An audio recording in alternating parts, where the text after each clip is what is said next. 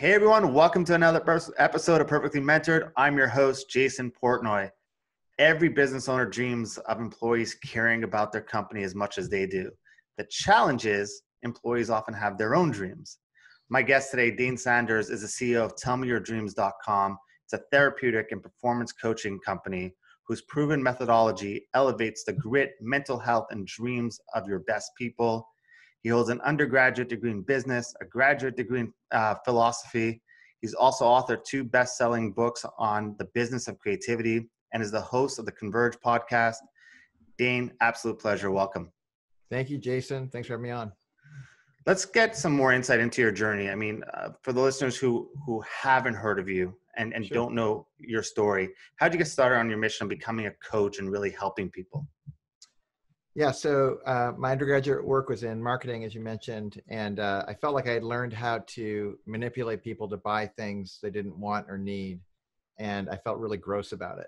So then I decided to do the next logical thing, which is the exact opposite of marketing, at least I thought, and I studied philosophy in grad school, studied Aristotelian virtue ethics, which is fancy for saying, like, how do you get a life and how do you make it good? Turns out that when you get an undergraduate in business and a graduate degree in philosophy, it's a recipe for unemployment or teaching. So I became a teacher and I taught at a liberal arts college up in Santa Barbara, California. By the way, I'm not judging you. I have a poli-sci degree, so. Okay, you understand my world. Yeah, I get it. You get it.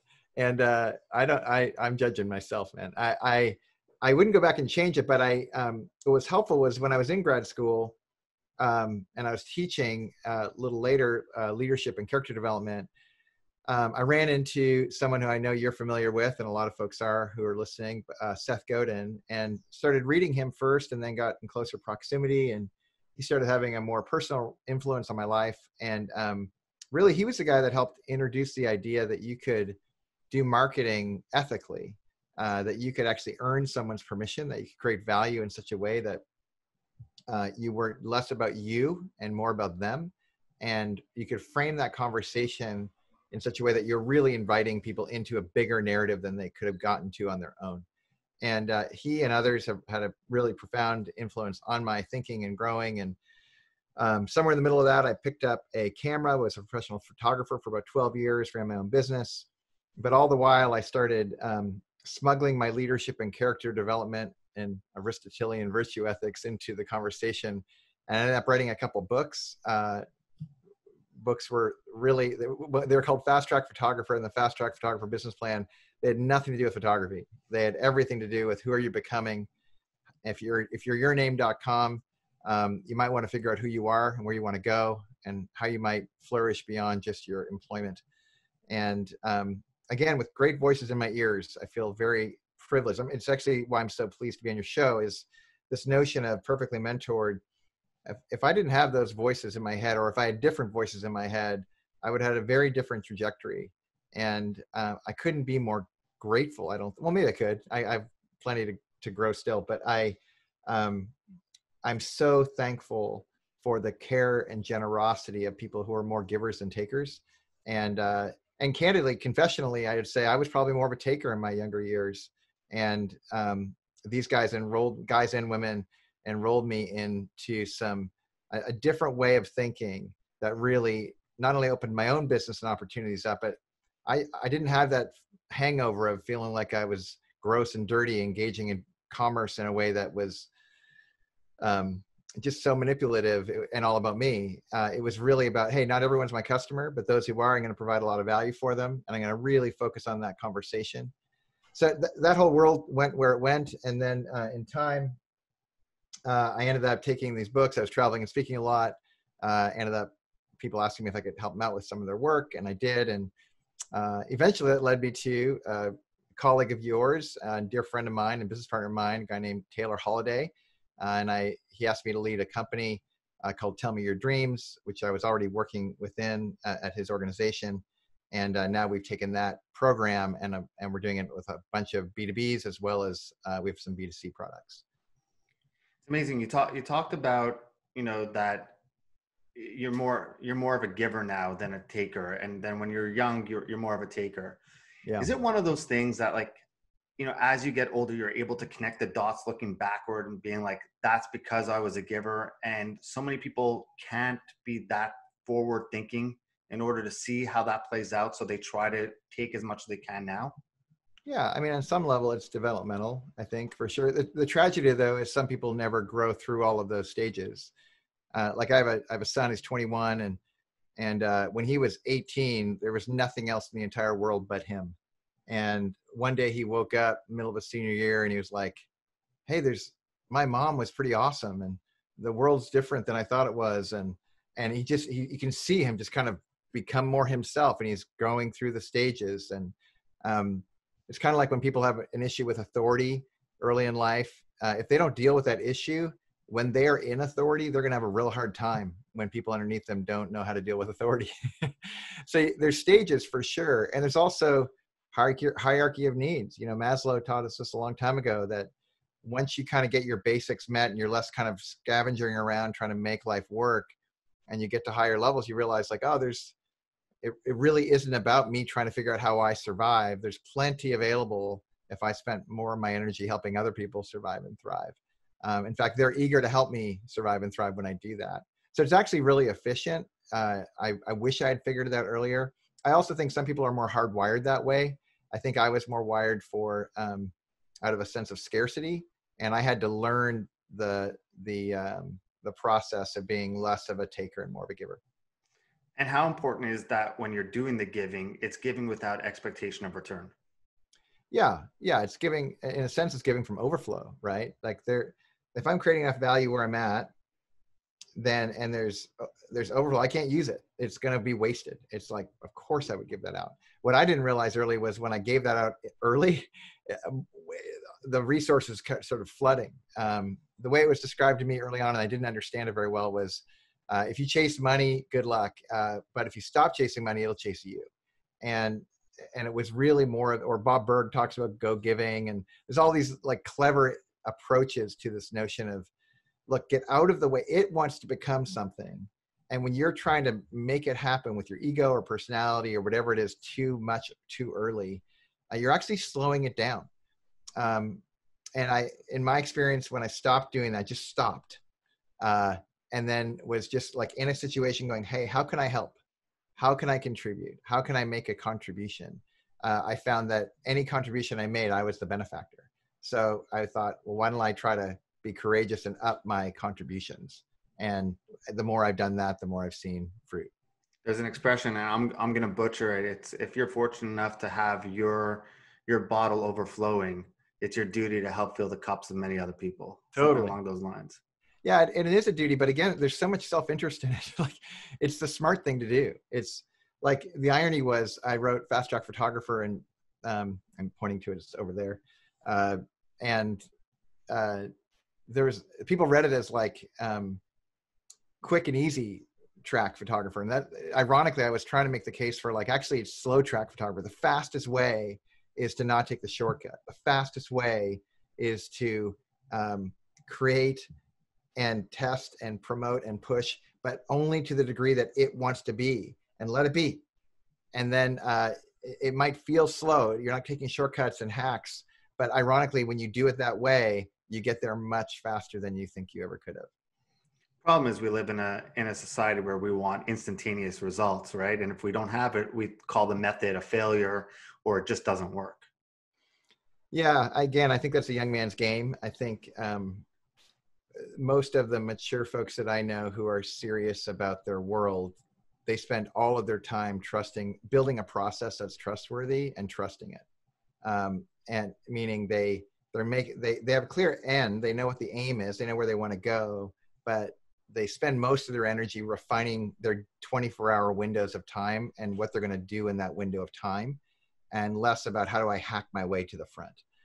Because if the system's solid, it's kind of like, I like how James Clear puts it, like, you could train for a marathon, or you could just become the kind of person that never misses a workout. And if you become the person that never misses a workout, you're going to have plenty of marathons in your life. Those take care of themselves.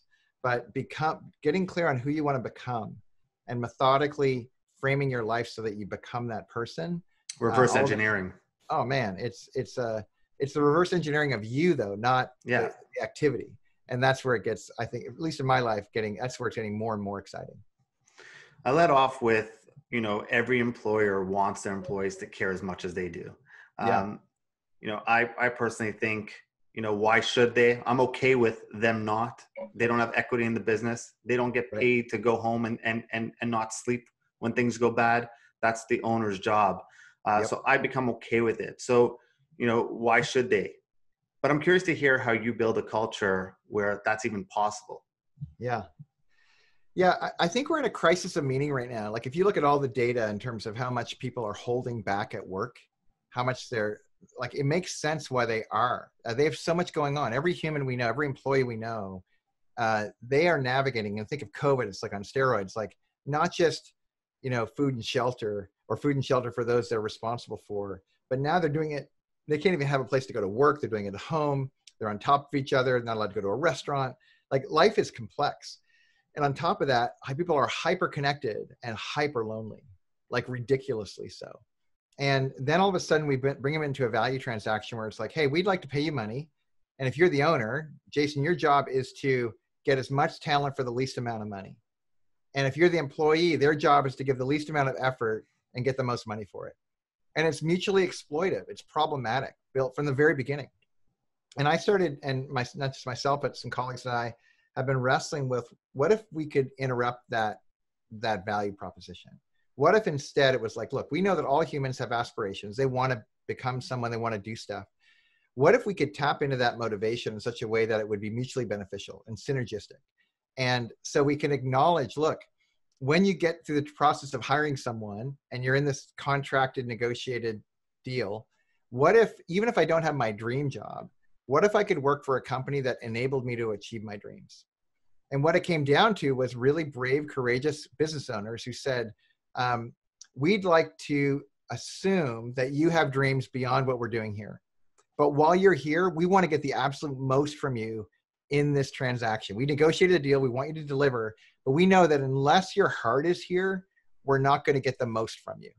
So what we're interested in is creating a space where you can discover a little bit more who you are and what you want in life that has nothing to do with the aspirations of the company. And then we're actually going to bring coaches in to coach you to achieve those things. So some examples at companies that we worked with are like, one of my favorite all time was this guy, he wanted to build a motorcycle from the ground up and race it in front of his friends. Another person wanted to learn how to play the piano. Several had wanted to buy their first home. Other people want to get out of debt. Other want to become ridiculously fit. Other people, whatever it is, their first 7-figure year, whatever it is. And they create clarity around the end zone. And then we bring in the accountability and the push. And the company has bought in to say, look, while you're with us, we're going to give you the best scenario to not only do good here and we'll have a great transaction, but set yourself up to become a serial achiever, a dream achiever. And as you do that, we know a better you gives us a better employee while you're with us. So it's a smart investment, but it's a daring investment because a lot of short-term thinking employers, they think, oh, well, if my employees start dreaming, they're going to leave me. They're going to go somewhere else. And you get how that's still in that exploitive mindset. That's still in that taking mindset. And the best employers I know, they don't want their employees to stay forever. They want them to stay as long as we have their whole heart. And the moment we've lost their heart, we want to create a positive turnover so they go away and go do that thing as soon as possible. Because when you have a team and a culture where everyone's all in, not just for the job at work, but for you as a person, that sense of meaning and purpose goes through the roof. And people's anxiety does decrease. People's sense of loneliness decreases. Their sense of meaning at work goes up and their engagement goes with it. And they learn how to get tough, how to do things when it's hard. And they can apply that directly into their job context. So it's kind of this remarkable reversal of a bad capitalism turned to good capitalism, where people, I think, are set up to flourish in life. And I think one of the other reasons why it's so important to do it is creating superstars within your company where they then leave, right? And you train them and you gave them the best resources to leave.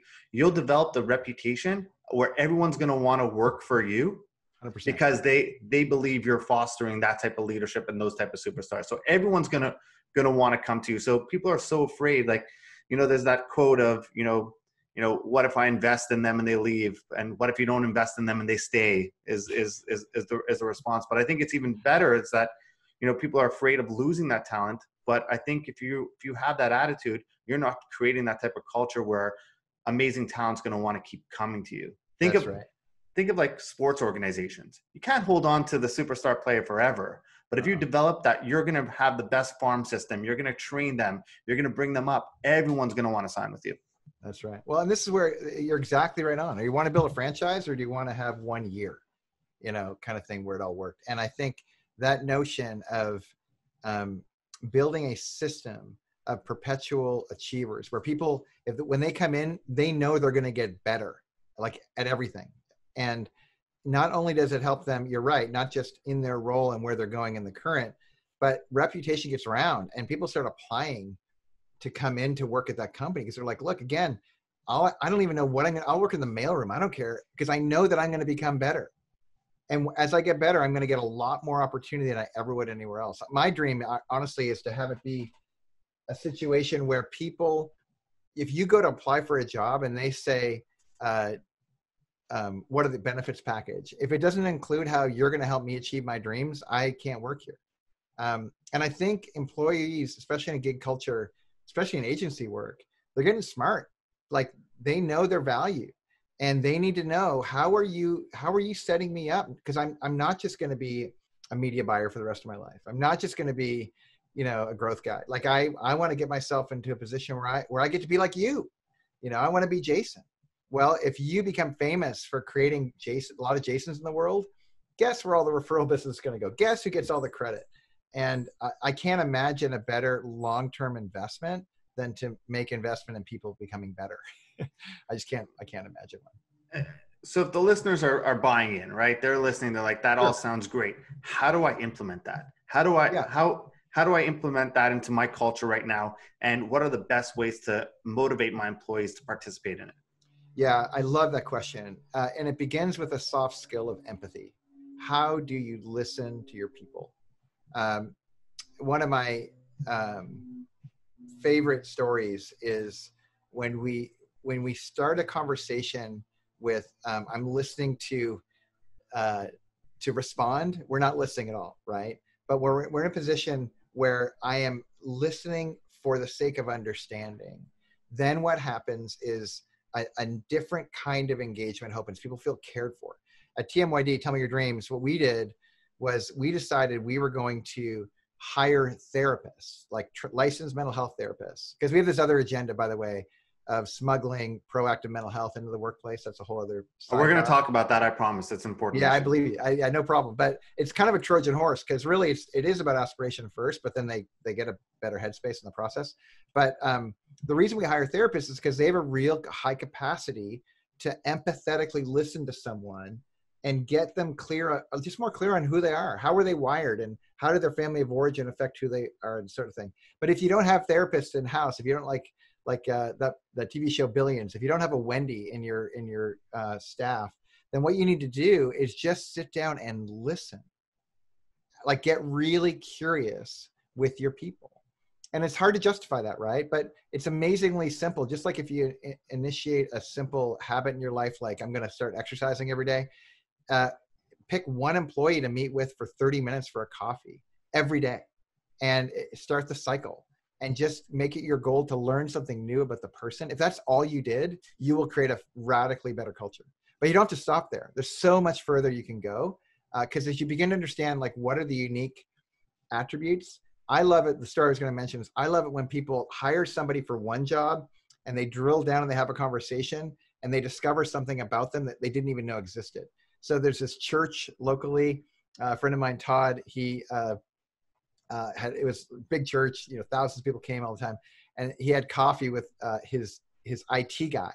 And the reason he had coffee with the IT guy, because he looked over at lunch and he noticed that the guy was reading a Hebrew text. And in the Christian tradition, Hebrew is a big deal because it comes from the Judeo-Christian. And he was like, why would the IT guy be reading a Hebrew Bible? And turns out he's like this amazing exegete. And he went from like IT guy to teaching pastor to thousands. Wow. And it was just such a cool deal where it's like, if you don't ask, you don't know. And most people don't care enough to ask.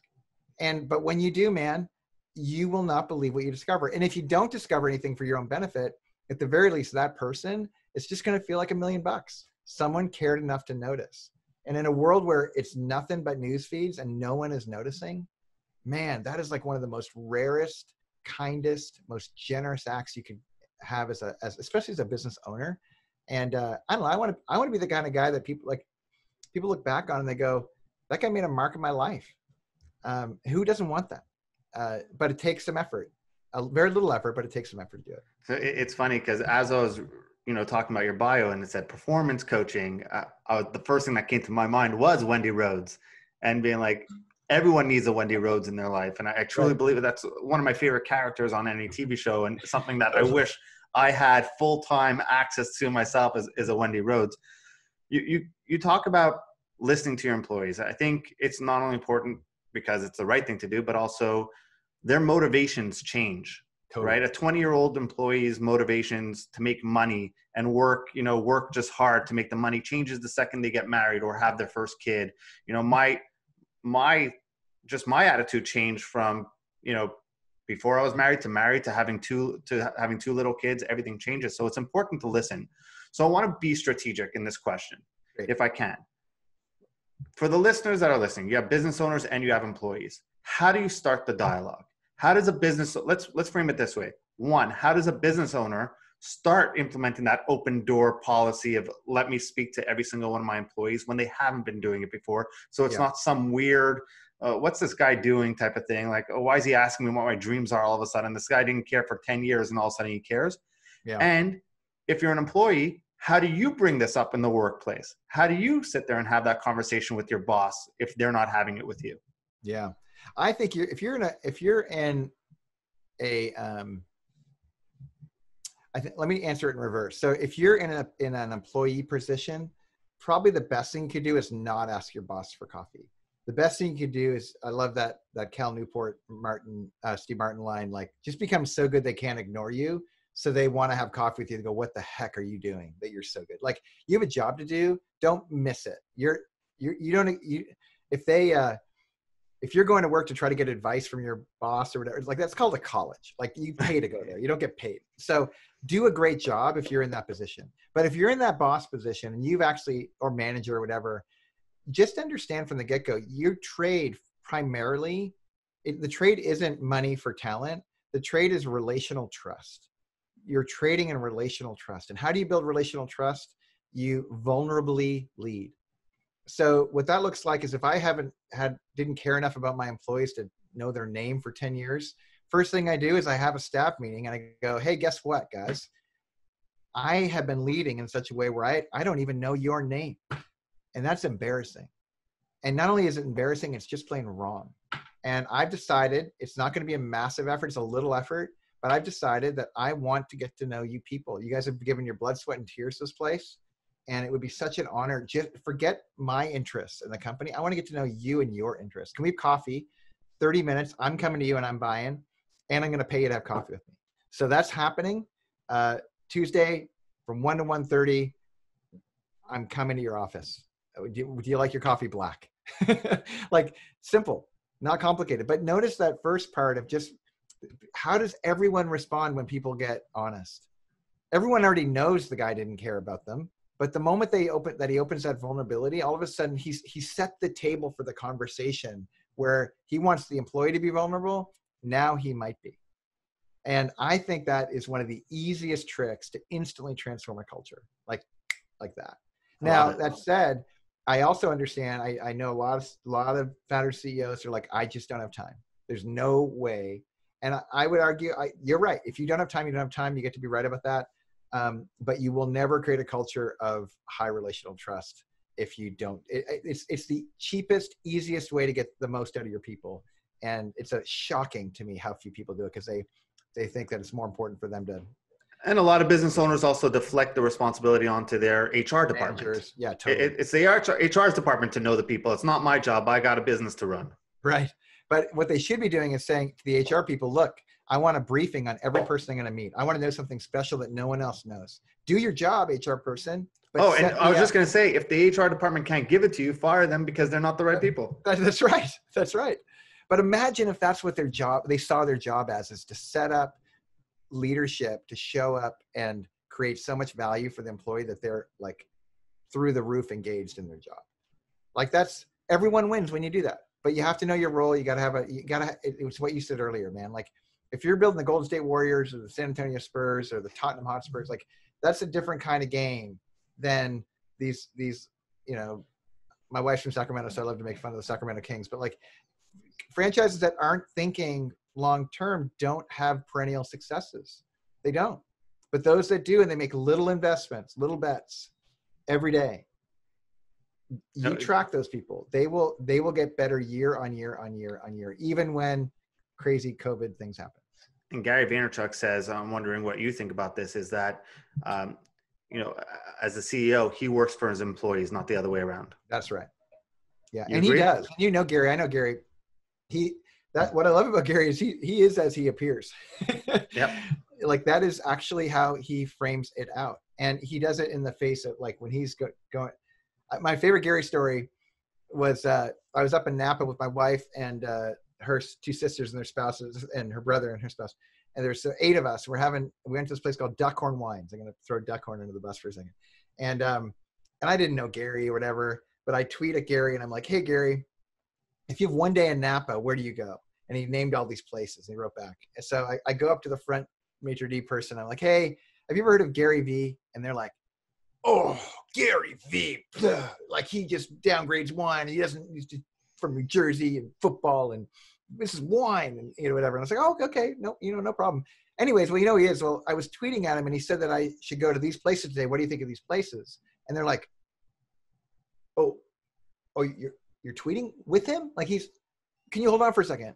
And literally walked away and came back. The head person, like that guy's boss, comes up and goes like, hey, welcome to Duckhorn. I just want to let you know we have a new estate wine in the private room in the back. Just want to show you, come this way. Gave us a private room, private pouring, the whole thing. And why did that happen? The reason that happened was because Gary Vee had so much power. Even when people didn't like him, he had so much power because he was the real deal from the beginning. He would care enough to tweet at a joker like me who doesn't know anything and can't do anything for him. But you do that every day, all the time. That's who you are. Well, guess what happens? People, they just turn on a dime and go, I want that. That's strong. And that's what I think short-sighted leaders don't get.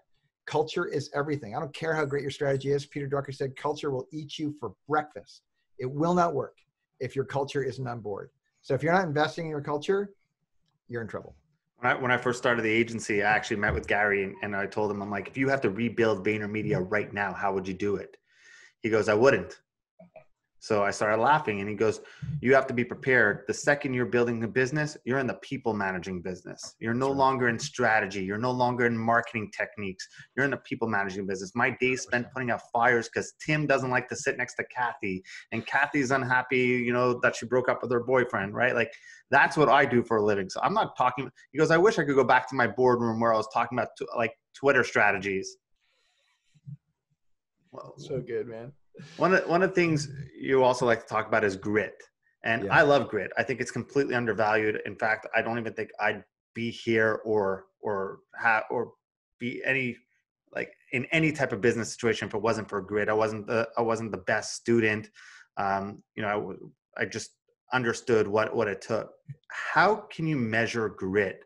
I know there's a whole book on it, but how can you measure grit, and most importantly, how do you then look for it in your employees? Yeah, I think grit is just a willingness to persist when it's hard, right?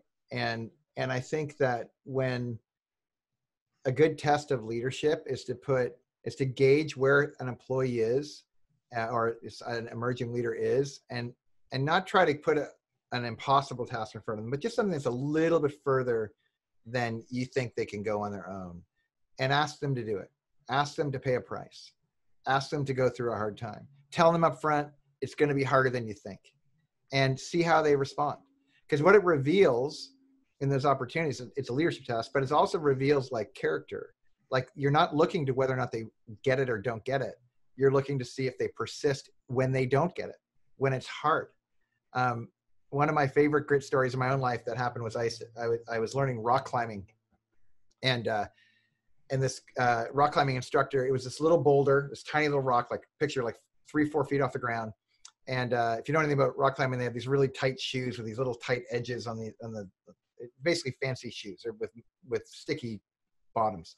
And he said, I want you to climb this little boulder without using your hands. And the way you do it is you put one foot up in this little spot that looked like sheer glass, and then one foot up in this spot and it looks like sheer glass, and then take one more step, and then your fourth step, you'll be at the top.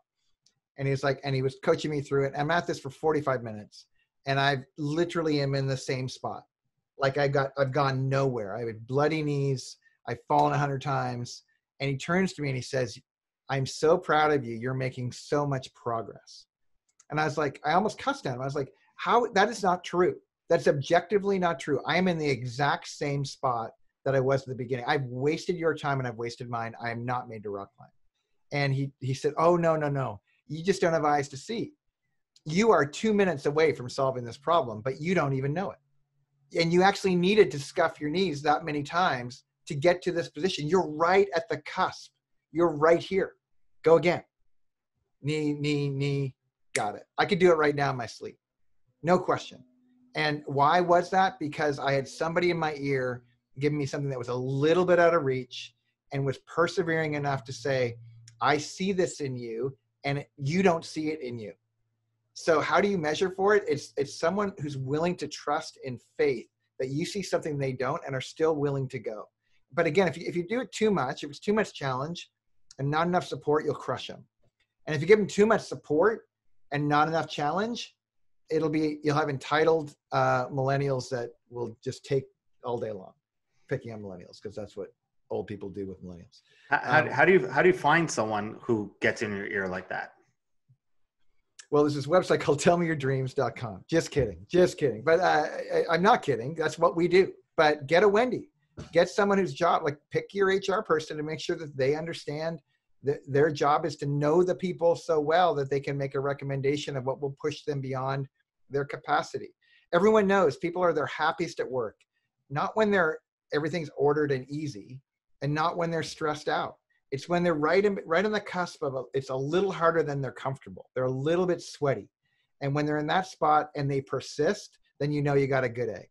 But if you just a little bit of hard and they crumble, they're probably not a good long-termer. Or if they're constantly saying, I need more support, and they aren't interested in getting stronger, they just want more positional power, that's not a good fit. So I would argue, like, again, the reason companies hire us and they bring us in is because they have key employees or key potential employees that they need to get better, or they want to make sure they stay, like they don't leave and go somewhere else. And what we do is we help reinvigorate people's motivation. We rekindle their fire inside. And for some people, just turning on that furnace, they become new people. Like, people that employees are like, we thought they were going to be great. They haven't been great yet. We need one more test to see if they're going to be awesome. We can help them find that out pretty quickly. But whether you hire us or you don't, it's still your responsibility as the owner to go, I need to find our way to push and test for grit. And when you discover they're not up for it, free them to industry. Just don't try to get blood from a stone. If they're not interested, if they're not giving you some indicator of wanting to go again, of blooding their knees again, then free them up. But if they're still bleeding, it might be they're not in the perfect fit of a role, but that kind of grit applied in the right direction for how they're wired, it's gold. It's gold. It's so hard to hire good people, to find good people. But when you find gritty, humble, hardworking people, it feels like it's more on the owner to go, I need to find the right job for that person, than it is to kind of make them suffer indefinitely. I want to switch gears for a second. Yeah. Entrepreneurship is glamorized. It's filled with people thinking it's easy, like watching Shark Tank, and that's all they have to do. Sure. But I mean, and real entrepreneurs know the lows are extremely low. So low. And obviously not publicized enough is the suicide rate amongst entrepreneurs and the mental health problems that are going on. Yeah. Can we speak for a moment on entrepreneurship and mental health and how entrepreneurs can take better care of themselves? Yeah. Yeah. In the month of March in COVID, suicide hotline in the United States went up 8,000% in 1 month. 1 month. And that's so real, man. We all know someone. It's just wrong. And I think that when because you're right, there is a glamorization around entrepreneurship and a cultural value of kind of making it or something like that, that isn't totally human. That I would argue that before you even get into that world, the best thing you could do is have a daily routine where you get to know yourself and how you are best suited to flourish. The nice thing about being the boss, right? When you leave a 9 to 5 to go to entrepreneurship, the thing no one tells you about is now you get to work for your business 24/7 instead of 9 to 5. So true. But on the other side of it, if you're the boss of 24/7, then you really get to decide when do you go to bed? When do you get up? What do you do first thing? And I think that there's so much more freedom now than ever and so many better tools. There's no reason why people can't be really fueling themselves first with the best kind of input, whatever it is, if it's spiritual or meditative or like experiment, try to figure out how the best input for you so that when you show up to whatever it is, a collaborative meeting, a strategy meeting, a hard decision, pitching somebody for whatever, your best you has to show up to that. And your best you keep having to upgrade. You talked about it earlier, as a young married with little kids. Tomorrow's my wife and I's 24th wedding anniversary. And I'm so excited. But the truth is 24 years in, I'm getting to know this woman who I've been married to for a quarter century again, because we keep iterating. We're version 24.0. And the opportunity, if we take it, is to go, how do I show up best in that relationship? In the same way that how do I show up best as an entrepreneur? But I would argue that entrepreneurs, it's a greater mandate. It's your job to set up the structure and the value that goes in that structure. Whereas if you have a job, whoever hired you, it's their job to create the structure that you go work within. So just know you're signing up for 2 jobs. One job is the value, but one job is the structure around that value. And that begins with you. So like owner time, founder time, investing in you, it's the best thing you could do, not only for you, because then once you realize how valuable it is, you'll start investing in your people, which is also mission critical. This is human. And we're asking people to perform at such high levels. Man, LeBron James just won the NBA championship. Again, the guy invests $1.5 million in his body every single year. Arguably one of the best athletes to have ever lived. And he's still investing in him. The greatest talent is still investing in himself. Of course he is, because that's what smart people do. And he gets to play basketball for a living, but he treats it like a pro. So if you're going to be an entrepreneur, you got to decide, look, cross out entrepreneur, if that's a sexy word for you, and put in pro. I'm going to be a pro. I'm going to show up. I'm going to do my warm up. I'm going to put the right things in my body. I'm going to say no to the wrong things. I'm going to build a healthy headspace in my life, whether I need to go to therapy or get a coach or get in just a group of people who care about you and you care about them, and get in a conversation once a week. Get what you need in the early days. And as you upgrade, you can start investing more and more. But if you're going to be an entrepreneur your whole life, the smartest ones always have a core crew around them of invested advisors, people who want to help them become better versions of themselves. Does that resonate with your experience, Jason? Yeah, 100%. I was just going to say one of the things that you said, and I picked up on the word, and I don't know if you said it deliberately or just comes second nature to you, is you said LeBron James invests $1 million in himself. So many people see it as a cost. I could probably tell you that I probably spend more money on myself than a lot of the clients that we have spend on building their own brand, and I'm spending it on myself. Forget the business; that's a different expense, but on my own self. Because it's not a cost. It's the one investment I think I could control the ROI of. That's right. Yeah, it's a no-brainer. And it's the only asset you do have control over. That's what I'm saying. Like you can invest $1 million in the stock. I don't know, but I'm investing in myself. That's the one thing I could always walk away of. It's ROI positive no matter what happens. Yeah. How important, you talked about this, and I guess I shouldn't ask how important is routine to you, because clearly it's important, but Would you mind sharing what your daily routine is, or if you have a morning routine, what that looks like to you? Yeah, sure. It gets kind of people over. I'll do it on one condition. I'll tell you the long version, but then I'll tell you what I think the first thing you should do is. Please. Okay. So my morning routine, I get up and I floss my teeth. Sounds silly, but I don't get to go pee until I floss my teeth. And then after I floss my teeth, I go and I turn my coffee maker on and I fill my jug of water for my first round of water. And this is all kind of pregame, just kind of getting my things sorted. And then I go to work out. I work out 6 days a week with some buddies. We do this kind of CrossFit-y thingy. And we have a container full of weights and we get out. It's stupid. We're in California, so we go outdoors, but we're idiots. It's cold, foggy. We look like dumbbells. And but there's 4 of us. We got a guy in his 20s, a guy in his 30s, a guy in his 40s, and me.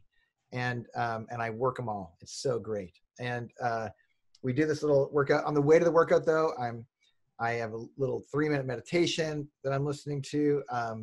I listen to a little daily devotional. I'm a Christian, so getting those stuff in my head early, especially if I wake up all funked out, really helpful. So I show up, I'm kind of awake and mindful. We lift, we use our physical body, and we're done in an hour. We leave, I do Wim Hof breathing, cold shower. I intermittent fast, so I don't eat anything until after lunch. I get another coffee. I pull up my full focus planner from my man, Michael Hyatt, and just kind of think through, what am I doing? How can I do less today and do it better today? It's my fundamental question that I ask. And all of that stuff, I can do it in as little as 90 minutes. Sometimes if I take my time with it, it's more like 2.5, but I'm the owner of my company, so I get to do that. And like so many of your listeners do. So some of my people, and I get up early to do that. I get up at around 5:20 to get it all done. And there's no competition for my time at that time. No email checking, no phone in my bed. No, none. And by the way, it started the night before because I need to get about at least 7 hours, 20 minutes sleep.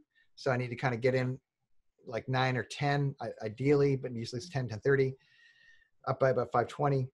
And that's how I start my day. Then in the middle of my day, I have a whole routine on like getting the most out, like I use this little clock to set 25-minute timers on my time. I try to get 5 25-minute windows in.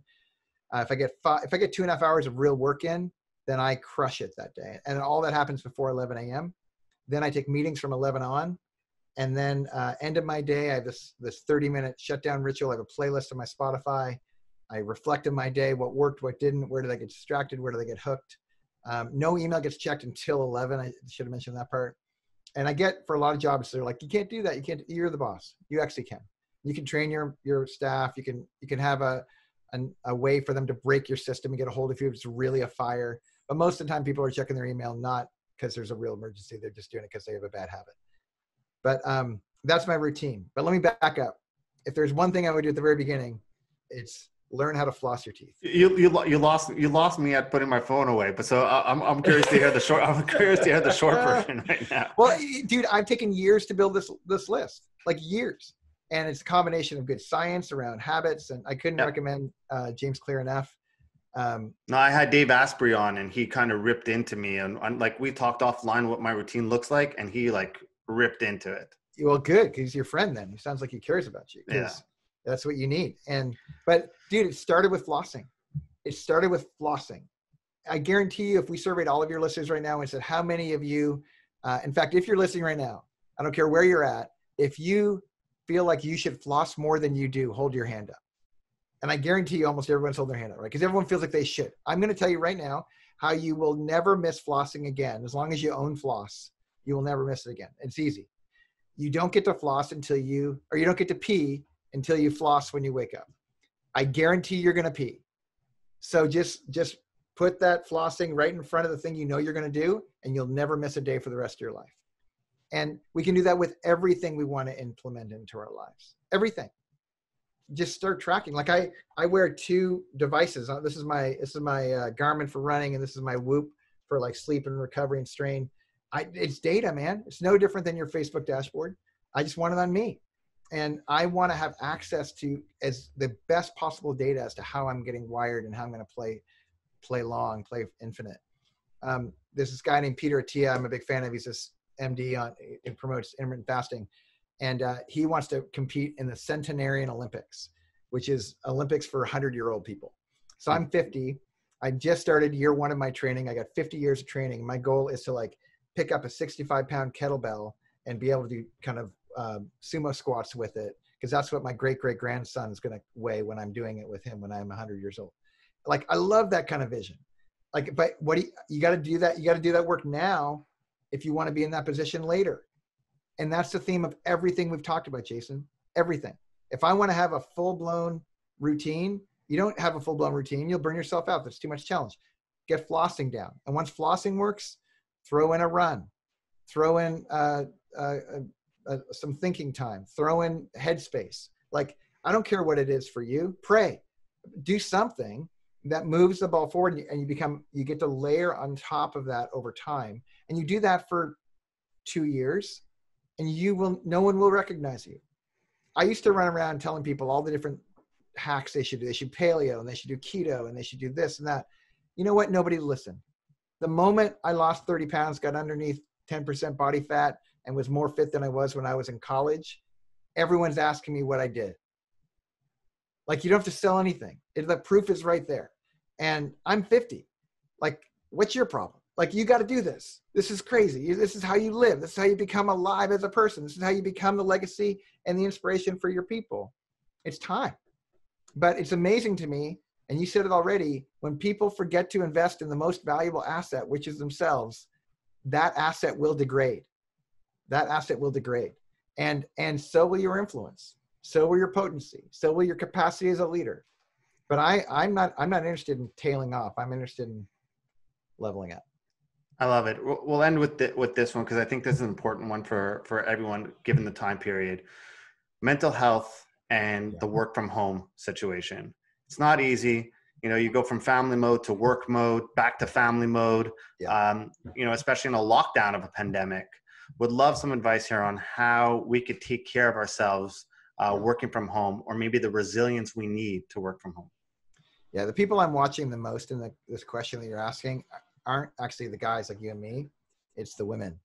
My friends who are moms and entrepreneurs, and in the middle of COVID, we have so much to learn from these heroes. They're so incredible in their capacity as leaders. We could learn a lot on how they do it. My wife, like, there's a sense in which you got to be clear, you're not going to do it all. You're just not.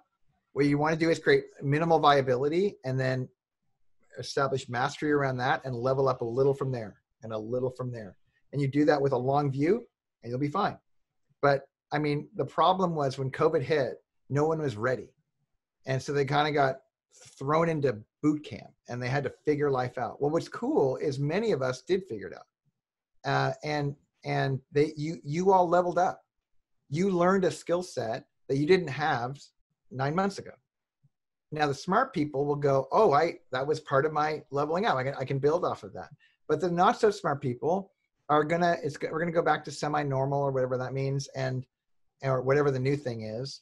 And they're going to just kind of waste that learning. But whenever we go through a trial, if you're going to pay a price for it, you better extract as much learning as possible out of that experience. And I would argue that the habits of your mental health, the habits of your daily taking care of yourself, not just this was survival for a lot of people the last several months. And as you think about getting past survival to maybe thriving again, and you're going to get there, friends, just know that you want to keep practicing these things, because the highly predictable nature is that it's going to come back. We're going to have another hard day. We're going to have another COVID-like experience. I promise you will. It doesn't feel like it all the time, but if you're hoping to get relief from this and you think that's normal, you're crazy. What's normal is the whirlwind of being human. That's normal. And when these other moments happen, when the sun's at your back and the wind's at your back and it feels awesome, that's great. Celebrate it. But it's not going to last forever. It'll pass. So gearing up for those things, this is what Nassim Taleb taught us in Antifragile. We want to put ourselves in a position where we get stronger through hard seasons. And this has been a hard season, but what I'm so impressed with are the people who actually got stronger through it, were the shoulder that people leaned into, were the people who offered help as opposed to was just needing help all the time. Now, we all need help in certain moments, but if you can get to a position where you can be the shoulder that people are crying on, you're in a strong position and you're in a great position to build from there. So that's what I'd recommend, is to go, is there a place where you could offer as little as you have to offer, that you could offer help to somebody else? And in that, I think you'll discover all the good things that we talked about in this call around grit, around mental health, around being the person you wish other people were to you. And in moments where you need that help, you are that person on somebody's shoulder, give yourself a break. That's okay. It's not going to be forever, but it's for this moment to catch your breath. That's okay. Knowing that you're going to get to a place where you're going to pay that back. You're going to be that shoulder for somebody else. Man, Tim's story says a comeback is not a go back, right? We're not going back to where we used to be, right? So look, Dane, I appreciate all your help and you giving such great advice. Obviously, if someone's battling mental health issues, they need to talk to someone about it. I think that's first and foremost. Don't deal with it alone. That's right. And for all the listeners here, I think the most important thing that you could possibly pick up from this conversation is floss your teeth. No, just kidding. Tons of great advice, Dane. Thank you so much for doing this. I really appreciate your time. For the listeners who want to reach out or learn more about you, how can they find you? Yeah, I'm easily found, Dane Sanders, on the interwebs. But Tell Me Your Dreams is what we call home online. And would love to hear from you, what you're looking for, and how we can help. Love it. Thank you, Dane. Appreciate you. Thank you, Jason. Thanks for leading.